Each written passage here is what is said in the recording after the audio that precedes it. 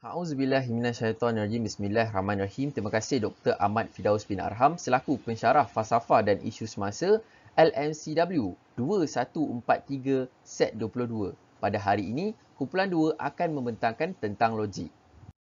Sebelum kita bergerak kepada lebih lanjut tentang logik pada hari ini, kita akan lihat siapa yang ada dalam kumpulan 2. Pertama sekali adalah saya sendiri, Zalasmi bin Muhammad Roslan, bersama dengan rakan-rakan saya, iaitu Aslam, Hafizuddin, Iqbal, Effendi, Yamin, Aiman, Adam Daniel, Faiz, Hazim, Haikal, Kamalia dan juga Puteri Nur Alisha. Jika kita lihat dalam slide pada hari ini, ada beberapa perkara yang kita akan tunjukkan dalam pembentangan pada hari ini. Pertama adalah berkenaan dengan pengenalan tentang logik, didaktif dan juga induktif, abduksi heuristik, pengenalan tentang falasi, falasi umum, falasi genetik, falasi berdasarkan emosi, kesimpulan dan juga rujukan yang digunakan untuk pembuatan pembentangan pada hari ini. Tanpa melengahkan masa, kita akan berkenalan dengan logik. Untuk kita berkenalan dengan logik pada hari ini, saya akan pecahkan kepada dua entiti. Pertama, tentang etimologi dan juga terminologi. Untuk etimologi ini adalah, kita nak kenal perkataan logik ini, dia sebenarnya berasal daripada mana. Kalau kita lihat pembentangan pada hari ini, perkataan logik ini adalah merupakan perkataan Yunani, iaitu logos, yang bermaksud sebuah kalimah, diskusi, akal, peraturan ataupun ta'akul.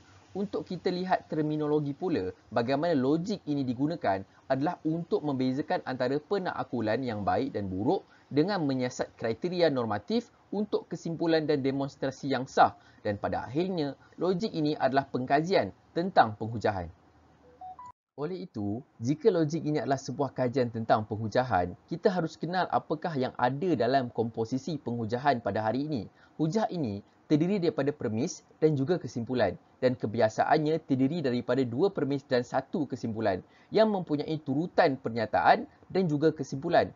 Dan di bahagian kesimpulan ini, ia mempunyai satu proposisi, ialah penegasan ataupun pengisytiharan dalam suatu pernyataan. Contoh yang telah pun saya berikan, premis pertama, menurut statistik yang dikeluarkan oleh Jabatan Perangkaan Malaysia, hampir 90% mahasiswa lebih mudah mendapatkan duit perbelanjaan ketika menceburi ekonomi gig. Premis kedua pula, Zalasmi adalah seorang mahasiswa Universiti Kebangsaan Malaysia. Daripada dua-dua premis ini, kita dapat simpulkan kepada satu. Oleh itu, jika Zalasmi adalah seorang pelajar UKM, dia lebih mudah untuk mendapatkan duit perbelanjaan jika beliau menceburi ekonomi gig. Oleh itu, selepas kita dah berkenalan dengan hujah pada hari ini, macam mana kita nak nilai sama mana hujah yang diberikan adalah sah ataupun tidak. Jadi, kita lihat syarat sah penghujahan. Pertama, premis mestilah benar dan kesimpulan yang diberikan adalah benar, maka jika kedua-dua ini adalah benar, hujah yang diberikan adalah sah. Jadi, jika kita lihat contoh yang telah pun diberikan sebentar tadi, premis satu adalah sah, premis kedua sah dan kesimpulan yang diberikan adalah logik, maka penghujahan yang diberikan adalah sah. Seterusnya, saya tunjukkan juga satu premis yang tidak sah ataupun hujah-hujah yang tidak sah. Jika kita lihat, premis pertama, produk kecantikan seperti produk kurus telah pun terbukti tidak berjaya untuk menguruskan badan. Premis kedua pula, produk tersebut telah pun terjual di seluruh Malaysia dan akhirnya kesimpulan yang dibuat adalah oleh itu hanya wanita sahaja yang terpedaya ketika membeli produk tersebut. Penghujahan ini adalah tidak sah. Sebab apa? Kesimpulan yang dibuat pada hari ini tidak logik dan juga pelik. Kerana produk-produk seperti kurus ini bukan hanya wanita sahaja yang beli, tetapi lelaki pun boleh beli, tuan-tuan dan puan-puan. Maka disebabkan kesimpulan yang pelik pada hari ini, kita tidak boleh untuk nilai sama ada hujah yang diberikan pada hari ini adalah sah. Maka hujah yang diberikan boleh jatuh kepada falasi. Dan falasi ini akan dibentangkan oleh pembentangan yang seterusnya. Sekian, terima kasih. Assalamualaikum warahmatullahi wabarakatuh. Nama saya Muhammad Aslam dan sekarang saya akan menerangkan tentang deduktif dan induktif. Jadi, apakah pengertian deduktif dan induktif? Okey, deduktif bermaksud penghujahan di mana kesimpulan diambil daripada premis. Manakala induktif pula bermaksud penghujahan di mana kesimpulan berkemungkinan diambil daripada premis. Jadi, kita boleh simpulkan bahawa kesimpulan umum diambil daripada pernyataan umum bagi induktif. Jadi, logik deduktif adalah sah jika semua premis adalah benar dan kesimpulan yang ditarik daripada premis-premis tersebut adalah benar. Okay, jadi contoh logik deduktif adalah premis 1. Kebiasaannya merupakan kenyataan yang umum. Manakala premis 2 pula merupakan kenyataan yang khusus. Contohnya adalah premis 1, semua manusia mempunyai cap jari. Premis 2, setiap cap jari tidak sama. Jadi kita boleh buat kesimpulan bahawa setiap manusia adalah tidak sama. Bagi logik induktif pula, logik induktif tidak memerlukan dua premis. Kesimpulan tidak semestinya betul walaupun premis adalah benar.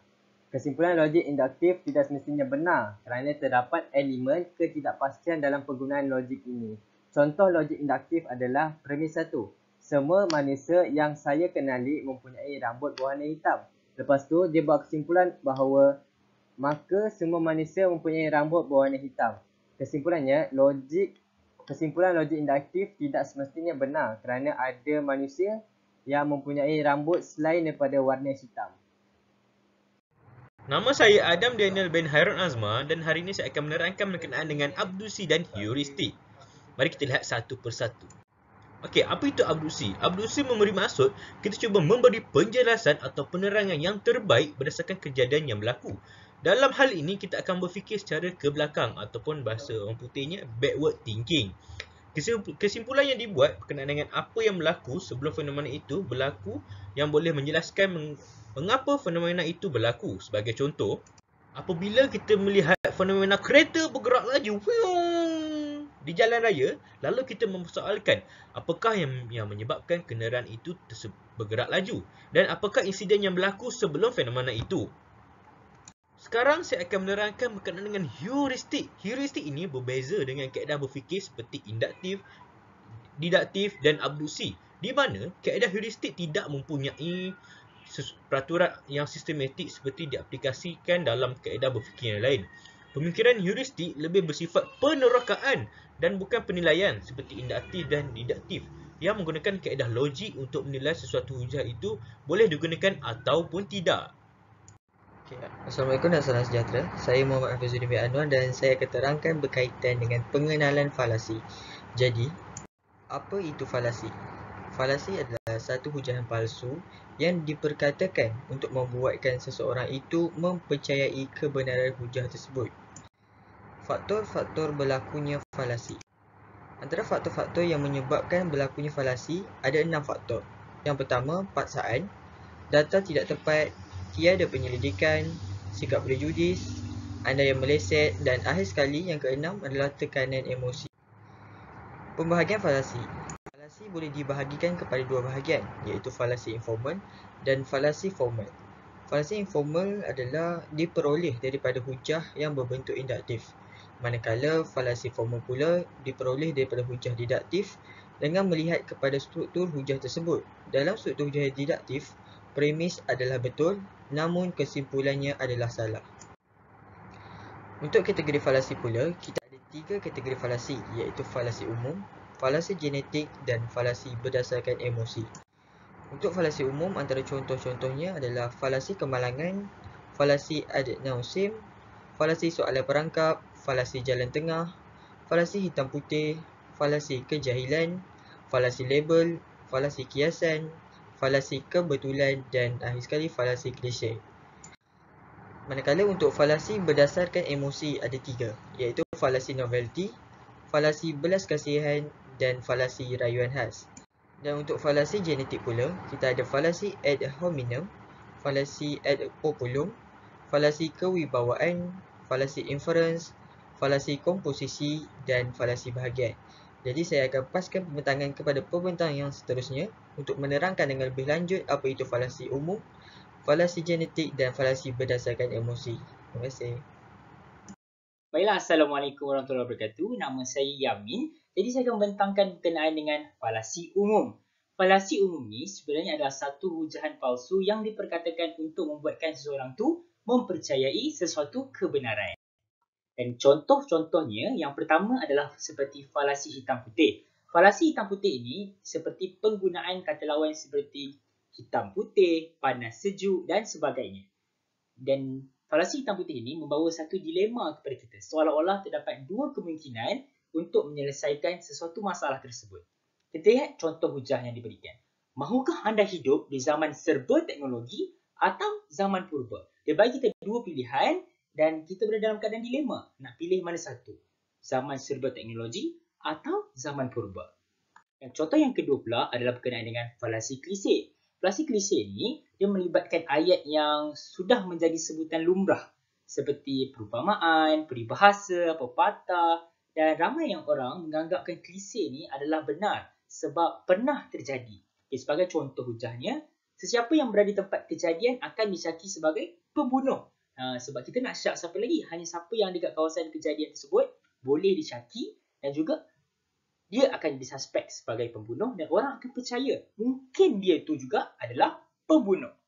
Baik, contoh yang ketiga yang akan kami berikan adalah falasi menyalahgunakan prinsip. Falasi ini dia dilakukan di tempat yang tidak sesuai dengan prinsip ataupun peraturan.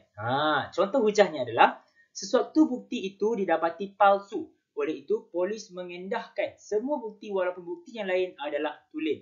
Nampak tak? Dia menyalahgunakan prinsip yang sepatutnya seorang polis pakai. Jadi kat sinilah wujudnya suatu falasi menyalahgunakan prinsip. Seterusnya adalah falasi soalan perangkap.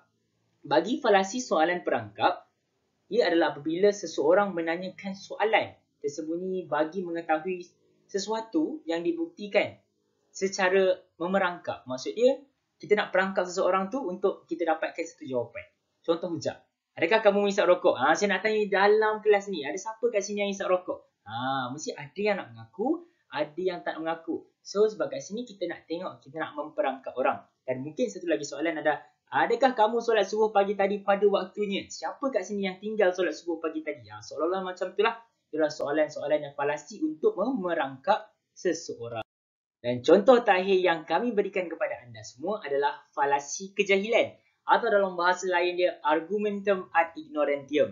Dan ini falasi ini berlaku apabila kita nak mempertahankan sesuatu benda yang kita katakan tak ada bukti zahir yang mengatakan idea kita tu salah. Contoh hujah dia, kita kata hantu ni tak wujud sebab kita sendiri tak pernah nampak dan cerita orang lain bahkan tak meyakinkan diri kita ni.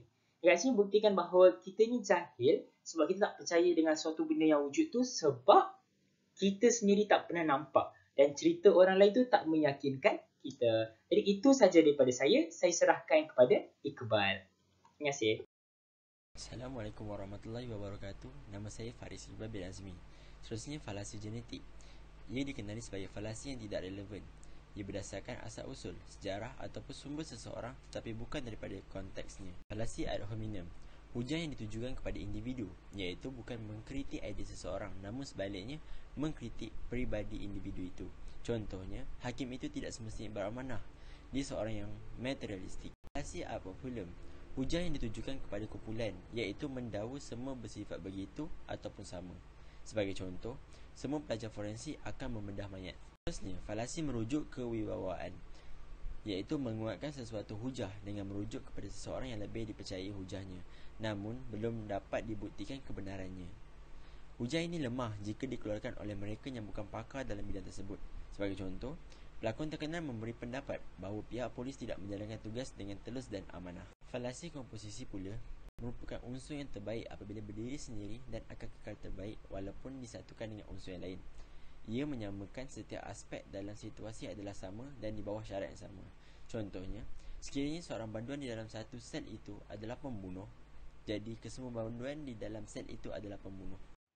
Assalamualaikum, nama saya Putrina Alisha dan saya akan membentangkan tentang falasi yang terakhir iaitu falasi berdasarkan emosi. Falasi berdasarkan emosi dikenali sebagai falasi sikap. Ia merupakan keadaan mental apabila kita sentiasa bersiap sedia untuk bertindak balas atau menentang berdasarkan nilai-nilai peribadi. Falasi berdasarkan emosi terbahagi kepada tiga iaitu falasi novelty, falasi belas kasihan dan falasi rayuan khas. Falasi yang pertama ialah falasi novelty. Maksud novelty adalah kebaharuan. Ini bermaksud percaya bahawa sesuatu yang baru akan lebih baik dari yang lama. Contohnya, alatan forensik yang baru lebih baik berbanding alatan forensik yang lama. Seterusnya adalah falasi belas kasihan atau boleh dikenali sebagai argumentum ad misericordiam. Falasi ini berkaitan dengan seseorang yang menggunakan emosi orang lain atau meminta belas kasihan dan bukan membuktikan apa yang diperkatakan itu benar atau salah. Contoh falasi belas kasihan adalah seperti situasi di mana banduan meminta hakim untuk meringankan hukumannya kerana dia terpaksa mencuri disebabkan oleh keluarganya yang miskin dan tidak mempunyai duit untuk membeli makanan. Oleh itu, perkara ini akan menimbulkan perasaan belas kasihan kepada hakim. Yang terakhir adalah falasi rayuan khas. Falasi ini merupakan suatu peraturan, prinsip dan syarat yang sepatutnya dikenakan ke atas setiap orang tetapi bukan ke atas diri kita.